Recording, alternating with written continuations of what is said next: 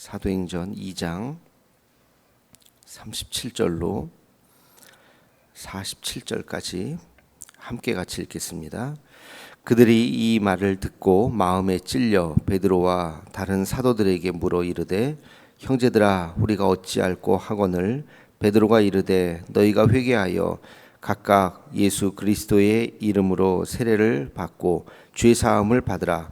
그리하면 성령의 선물을 받으리니 이 약속은 너희와 너희 자녀와 모든 먼데 사람 곧 주 우리 하나님이 얼마든지 부르시는 자들에게 하신 것이라 하고 또 여러 말로 확증하며 권하여 이르되 너희가 이 패역한 세대에서 구원을 받으라 하니 그 말을 받은 사람들은 세례를 받음에 이날에 신도의 수가 3천이나 더하더라.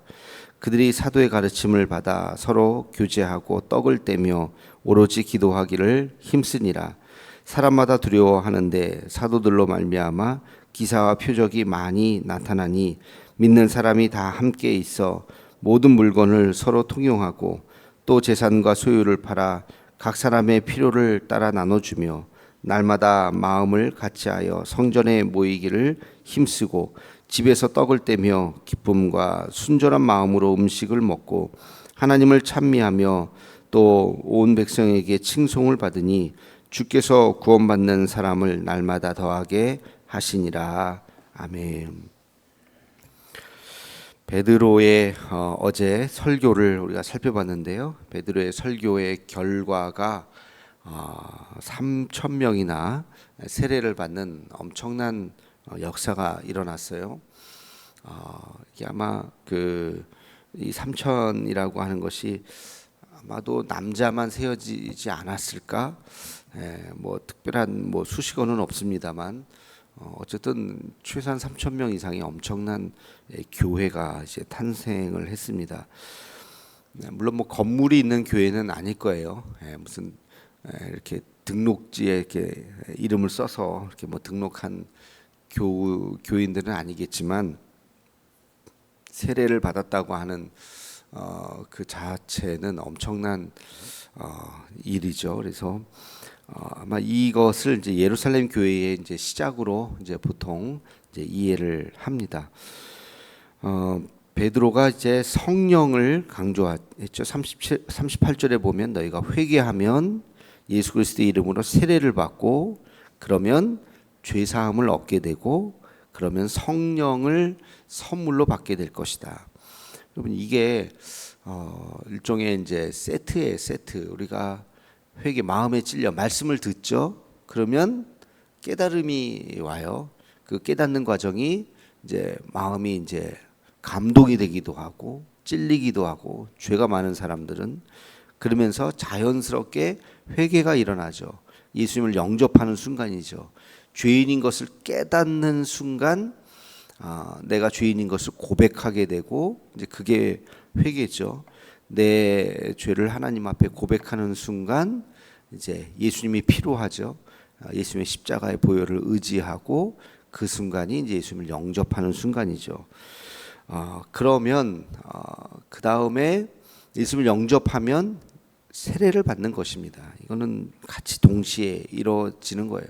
뭐 요즘에는 세례를 뭐 절기마다 1년에 한 2번 정도 절기마다 매주 하는 건 아니지만 원래 세례는 아무 때나 할 수 있는 거예요. 뭐 오늘도 할 수도 있고 병상에서 누가 돌아가시는데 세례를 받기를 원하면 오늘이라도 당장 가서 세례를 신앙 고백만 하시면 세례를 줄 수 있는 거. 세례가 무슨 부활절에만 하고 추수감사절에만 하는 게 아니라 아무 때나 할 수 있는 겁니다. 그래서 뭐 어느 교회는 뭐 세례를 뭐 매달 하기도 하고 뭐 원하면 저도 뭐 이렇게 꼭 대회 때만 꼭 해야 되는 것도 아니고 뭐 화요일 날 해도 되고 수요일 날 해도 되고 월요일 날 해도 되고 뭐 세례라고 하는 게 꼭 정해진 건 아니니까 아무튼 예수님을 영접하고 세례 받기를 원하면 이제 세례를 주는 겁니다. 그래서 세례를 또 안 받으면 어떠냐? 그러면 안 되고요. 세례를 받아야 그게 일종의 내가 예수님을 믿었다고 하는 확증이 되는 거예요. 확증. 그래서 다 세례를 받죠. 이게 이제 동시에 같이 일어나죠. 세례를 받는 순간 뭐가 일어나냐면 성령을 받게 되는 거예요. 성령을 선물로 받게 되는 거예요. 그래서 성령께서 내 안에 임재하는 순간입니다. 그 시간이 그날로부터 해서 이 세 가지가 세트처럼 동시에 일어나요. 회개와 세례와 성령 받음이 같이 이렇게 일어나게 되는 거예요. 그 의미는 각각 다르지만 그러나 그것이 일어나는 것은 같은 행위를 통해서 이제 일어나게 되는 것입니다. 그래서 오늘날에도 마찬가지 우리가 예수님을 영접하는 순간 물론 우리가 그날 세례받지는 않겠지만 뭐 교회가 편의에 따라서 이렇게 세례하려면 이제 교육도 해야 되고 또 준비도 해야 되고 뭐 그러다 보니까 뭐 1년에 한 번이나 두 번이나 뭐 세 번이나 이렇게 나눠서 하긴 하지만 그러나 세례는 반드시 받아야 되고 그리고 꼭 뭐 세례 받아야 성령 받는 것은 아니겠죠. 물론 그 전에 성령 받을 수도 있고 그러나 성령께서 임재하시는 하나의 아주 중요한 상징적인 의미가 되는 것이 바로 이 세례죠. 그래서 여러분들이 부모님들을 혹시 거동이 불편하신 부모님들을 전도를 하게 되면 예를 들어서 뭐 가을까지 몇 달 동안 기다린다. 근데 돌아가실 것 같다. 그럼 언제든지 저에게 말씀하시면 뭐 당장이라도 가서 병상 세례를 다 드릴 수가 있어요. 그러니까 세례 받는 거를 미루지는 마라. 건강한 사람이라면 교회가 광고하면 이제 그때 가서 이렇게 세례를 받으면 되겠죠. 그러나 병상에서 거동이 불편하신 분들, 어차피 교회 못 나오시는 분들은 그러나 내가 전도해서 예수님을 이렇게 믿게 하고 싶다 그러면 예수님을 고백하는 순간 뭐 그날이라도 가서 세례를 줄 수 있는 거니까 세례를 받고 돌아가시는 것과 그냥 돌아가시는 거하고는 느낌이 많이 다르죠. 느낌이 많이 다르죠. 그래서 세례를 꼭 받게 하시는 것이 좋다 하는 것을 다시 한번 말씀드리고 그래서 하여튼 이 초대교회는 굉장히 이 세례를 또 강조하고 굉장히 중요했죠. 이 세례 사도 바울은 세례를 어떻게 비유로 했냐면 그 이스라엘 백성들이 가나안 땅에 이제 들어가잖아요. 그 가나안 땅에 들어가는 것을 천국에 들어가는 것으로 비유를 하면 첫 출발이 뭐냐면 홍해를 건너잖아요. 이 홍해를 건너는 것을 세례라고 표현을 했어요. 세례. 물 가운데를 지나잖아요. 그 물 가운데를 지난다고 하는 것. 그래서 세례를 받고 그 다음에 광야는 신앙의 훈련, 연단을 받고 그리고 나서 가나안 땅으로 이제 들어가는 약속의 땅, 천국으로 들어가는 이제 그런 하나의 그 생각을 이제 가지고 성경에도 그렇게 그런 표현이 나옵니다. 그래서 이 세례라고 하는 것이 굉장히 이제 중요한 것으로 이제 등장을 하죠. 요게 이제 그 앞에 달라 이야기고요. 그다음에 42절에 보면 아주 중요한 말씀이 있는데 사도의 가르침을 받아서 서로 교제하고 떡을 떼고 오로지 기도하기에 힘썼다. 이 세례받은 이 예루살렘 교회의 모습을 단면을 이렇게 표현을 한 거예요. 그래서 사도들의 가르침을 받았다라고 하는 것은 말씀을 듣고 그리고 서로 교제하고 떡을 떼었다라고 하는 것은 말 그대로 함께 성도들이 서로 인사도 안 하고 와서 말씀만 듣고 그냥 집에 가는 것이 아니라 서로 같이 뭐 3천 명이 뭐 매주 모였는지는 모르겠지만 서로 잘 처음에는 모르는 사람들이잖아요.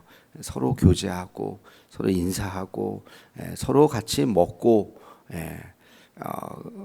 그러면서 같이 친근하게 같이 공동체를 이루었다는 것이죠. 그리고 그들이 한 것은 오직 기도하기에 힘썼다. 늘 그러니까 말씀과 기도와 예배 이 세 가지가 초대교회의 처음에 그 모습이라는 것. 서로 교제하고 이제 그러면서 점점 시간이 지나면서 그들에게 나타나는 아주 구체적인 현상이 있는데 그게 이제 43절부터 47절까지의 말씀이죠. 그래서 이것을 이제 아주 초대교회의 원천적인 이게 교회의 원형으로 보는 겁니다. 그래서 많은 이제 아마 이 말씀 많이 들어보셨을 텐데 교회가 무엇이냐, 어떤 교회가 되어야 하냐 할 때 성경에서 그 근거를 찾을 때 바로 이 구절을 찾는 거예요. 이게 교회 본질인 거예요. 그래서 이것은 처음 세례를 받은 예루살렘 교회라고 하는 그 교회가 모여서 자연스럽게 성령 받은 사람들이 행했던 일들을 기록해 놓은 이 구절이 굉장히 그래서 아주 중요한 겁니다. 우리도 어떤 교회를 만들어 가야 되지, 시대를 막론하고 또 뭐 나라를 초월해서 교회라고 하는 것의 원형은 바로 여기에 있다. 그래서 이 43절부터 47절까지 말씀이 굉장히 중요한 말씀이다 하는 것을 기억하면서 간단하게 살펴보면, 사람마다 두려워하는데 사도들로 말미암아 기사와 표적이 많이 나타난다. 기사와 표적이 나타나서 사람들이 뭐 두려워한다라기보다는 굉장히 경외하는 마음으로 이제 신앙생활을 한다는 거예요. 여러분, 우리가 신앙생활을 할 때 기본적으로 경외하는 마음이 있어야 되는 거예요. 그게 뭐 하나님에 대한 경외뿐만이 아니라 주의 종에 대한 경외함뿐만 아니라 서로가 서로를 또 이렇게 존중히 여기는 그런 마음, 경외한다, 두려워한다는 마음은 너무 쉽게 생각하거나 너무 편하게 생각하거나 너무 막 함부로 대하거나 그런 의미가 아닌 것이죠. 그래서 그 안에서 하나님의 역사, 기사와 표적이 나타난다고 하는 것은 그 공동체 안에 하나님의 역사하심이 있다고 하는 것을 이제 이야기하는데, 44절에 보면 믿는 사람이 다 함께 있어 모든 물건을 서로 통용하고, 다 함께 있었다. 여기서 이제 그 공동체를 이야기하는 것이죠. 완전히 뭐 진짜 숙식을 24시간 아예 다 했는지, 잠은 집에 가서 잤는지 뭐 이런 거에 대해서 뭐 정확하게 알 수는 없지만, 그러나 하여튼 공동체를 이루어서 살았던 것은 맞는 것 같아요. 그들이 함께 같이. 그래서 모든 물건을 서로 통용했다. 그래서 이 함께 이제 같이 살면서 모든 물건을 내 거, 네 거가 없이 같이 사용한 거죠. 모든 거. 그러니까 이거를 이제 공산사회, 원시 공산사회 이렇게 이제 이렇게 신학에서는 그렇게 표현을 하는데, 사실은 공산주의가 여기서 나온 거예요. 어떤 면에선 그 원초적인 그 공산이라고 하는 거, 함께 같이 생산하고 함께 같이 나누고, 우리가 사유화라고 하는 것은 너 개 있고 내 개 있고 딱 선이 딱 분명하잖아요. 근데 공유화한다는 것은 같이 하는 거거든요. 그래서 이 초대교회의 모습은 함께 같이 사는 모습이에요. 내 거 너 거가 없이 같이. 그래서 이게 기독교 정신이죠. 우리 교회의 정신, 공동체의 정신, 우리가 함께 해야 된다.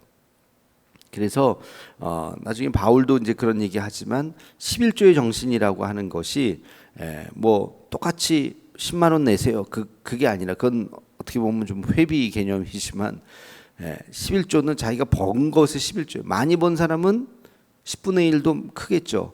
적게 번 사람은 10분의 1이 크지 않겠죠. 그러나 이 사람도 10분의 1이고 이 사람도 10분의 1인 것이고, 비율로 따지면 똑같은 거예요. 그것을 같이 모아서 누구든지 함께 같이 잘 살 수 있는, 이게 공평함이라는 거죠. 성경에서 말하는.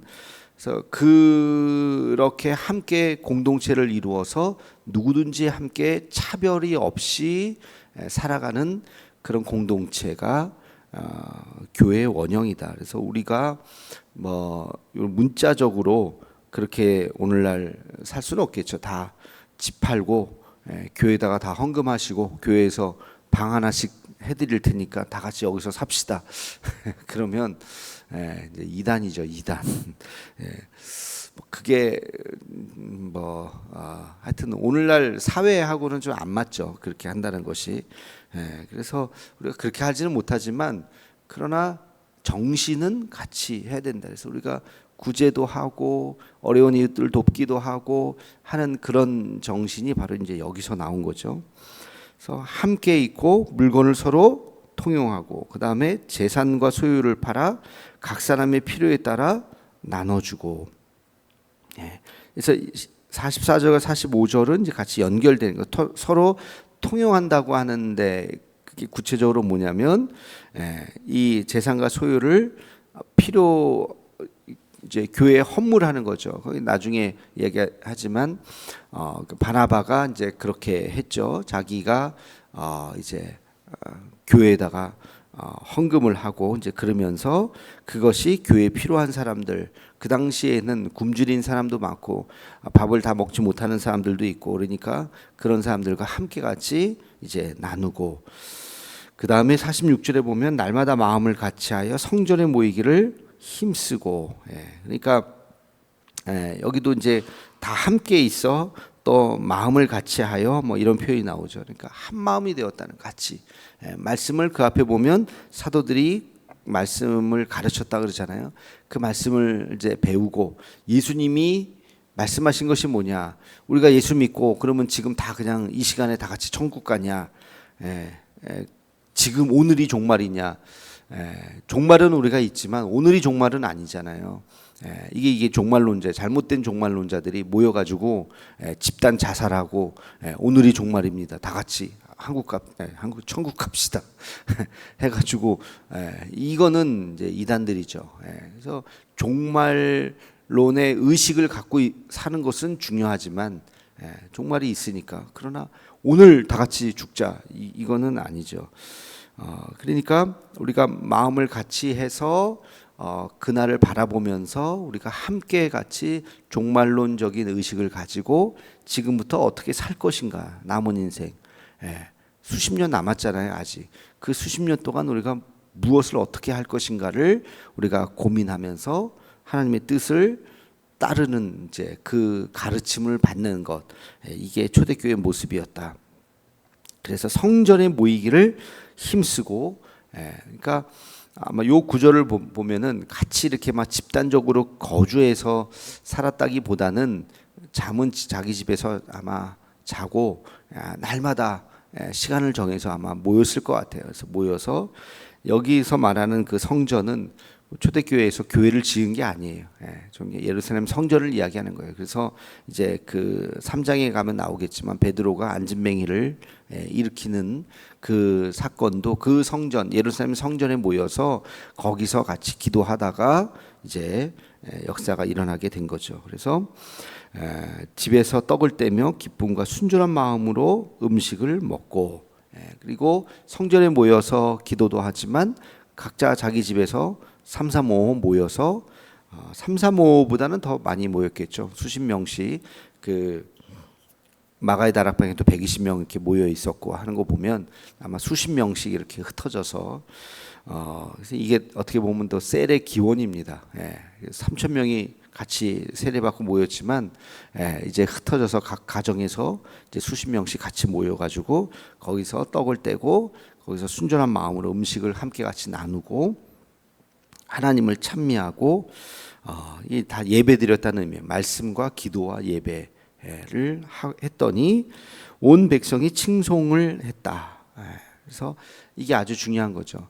그래서 그 예수 믿지 않았던 사람들, 그날 베드로의 설교를 듣지 못했던 사람들이 야, 저 사람들이 이렇게 모여서 뭘 하냐, 자기들끼리 모여서 그 예배만 드린 것뿐만이 아니라 선한 일들을 행한 거죠. 사람들에게 선한 일들을 나중에 나오지만 구제도 하고 뭐 여러 가지 그렇겠죠. 재산을 같이 모으니까 그 돈을 가지고 어려운 이웃들을 돕고, 꼭 예수 믿는 사람만 도왔겠습니까? 그렇지 않은 사람들을 또 같이 또 먹을 것을 나눠주고, 그러니까 저 사람들이 누군데 저런 좋은 일을 해?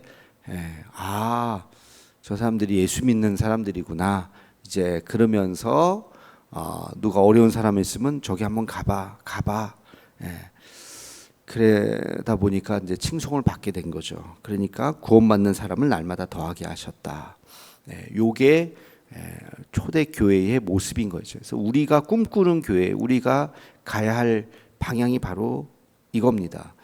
첫째는 한 마음이 된다.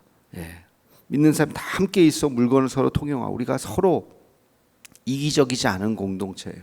서로 이타적인 서로 남을 먼저 생각하고 배려하고, 그리고 뭐 내 거 네 거가 아니라 우리가 함께하는 가족과 같은 그런 교회를 만드는 것이 첫 번째이고, 그 다음에 날마다 마음을 같이 성전에 모이기를 힘쓰고, 모이기를 힘쓴다고 하는 거 아까 말씀드렸듯이 기도하고 말씀 듣고 예배드리고, 거기에 힘을 다 쏟는 그런 공동체, 그리고 이웃의 칭송을 받는 공동체. 이웃의 칭송을 받는 것은 함께 구제하고 나누고 선한 일을 하고, 하다못해 청소라도 하고, 우리가 주변에 그러면서 교회가 들어서면 주변이 좋아져야 돼요.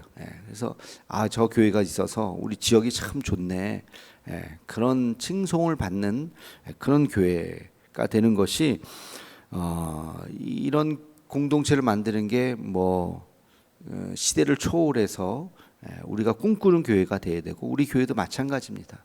성도들끼리 먼저 한 마음이 되고 모이기를 힘쓰고, 또 이웃에 또 선한 영향력을 끼치는 그런 교회, 이게 초대교회의 모습이고 우리가 가야 할 길이다 하는 것을 다시 한번 깨닫고, 서로가 서로를 위해서 또 이렇게 기도하고, 더 지금도 좋지만 더 아름다운 교회, 그런 교회를 우리 올해 표가 선하고 아름다운 교회인데, 형제가 동거함이 어찌 그리 선하고 아름다운고, 그 말씀에서 따온 거잖아요. 그러니까 함께 같이 동거한다는 표현이 바로 이 사도행전의 오늘 본문에 있는 말씀하고 같은 의미예요. 우리가 함께 한다는 거죠. 그래서 이렇게 함께하는 그런 교회를 만들어가고, 우리 대한민국에 있는 모든 교회, 뭐 대한민국 보면 전 세계에 있는 모든 교회들이 다 그런 교회. 싸움이 웬 말입니까? 왜 싸웁니까? 갈등은 있을 수 있겠죠. 서로 의견이 다르니까. 근데 대화하면서 이해하면서 서로 한 사람씩 서로 양보하면서, 결정은 하나지만 의견은 여러 개일 때 시간이 지나면 하나의 의견으로 모아지고, 그런 대화하는 그런 모습이 교회 안에 당연히 있어야 되고, 그게 좋은 교회죠. 그리고 그런 갈등이 표출이 안 되고 잘 서로 조율하면서 그런 교회가 되어야 할 텐데, 그렇지 않고 뭐 싸우고 다투고 깨지고 갈라지고, 이건 교회의 모습이 아니다. 이건 초대교회에 나오는 그런 교회의 모습이 아니다 하는 것을 다시 한번 우리가 기억하고, 우리 한국에 있는 모든 교회들 그런 선하고 아름다운 교회가 되기를, 또 우리 교회가 그런 교회가 되기를 또 함께 기도하기를 바랍니다. 기도하겠습니다. 거룩하신 주님, 교회의 본질이 무엇인지 다시 한번 오늘 말씀을 통해서 깨닫습니다. 모이기에 힘쓸 뿐만 아니라 주님을 예배하고, 또 성도들이 한 마음이 되고 이웃에게 선한 영향력을 줄 수 있는 그런 교회를 우리도 만들어가고, 우리 한국교회가 모든 교회들이 다 이 초대교회와 같은 아름다운 예루살렘 교회가 될 수 있도록 하나님 인도하여 주시옵소서. 예수님의 이름으로 기도하옵나이다. 아멘.